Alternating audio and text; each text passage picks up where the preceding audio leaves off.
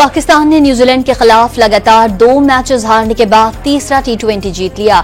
मेजबान टीम को 9 विकेटों से शिकस्त, 205 रन का हदफ 16वें ओवर में अबूर।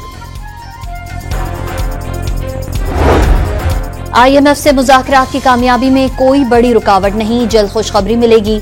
वफाकी वज़ीर खजाना पर उम्मीद, मौसमियाती तब्दीली और आबादी बड़े खतरात करार।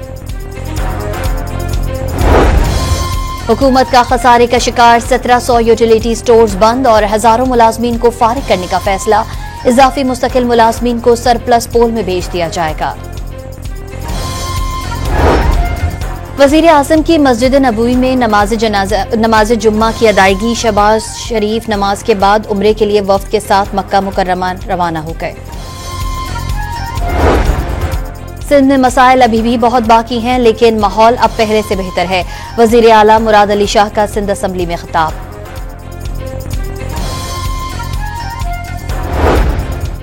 डेरा गाजी खान की लखानी चेक पोस्ट पर रवा माह 5वां हमला नाकाम बना दिया गया। पुलिस की भरपूर जवाबी कार्रवाई से दहशतगर्दों को भारी नुकसान उठाना पड़ा। लकी मरवत में मोटरसाइकिल सवार दहशतगर्दों की फायरिंग से पुलिस एहलकार शहीद। सवात में मुलजिम की गिरफ्तारी के लिए छापे के दौरान फायरिंग से कांस्टेबल शहीद।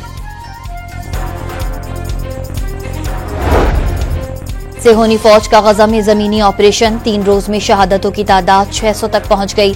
फलस्तीनी एक बार फिर घर बार छोड़ने पर मजबूर। गजा में इजरायली बर्बरियत के खिलाफ जमात इस्लामी का मुल्कगीर एहतजाज। शहर शहर मुजाहरे, इस्लामाबाद में रेड जोन जाने वाले रास्ते बंद कर दिए गए।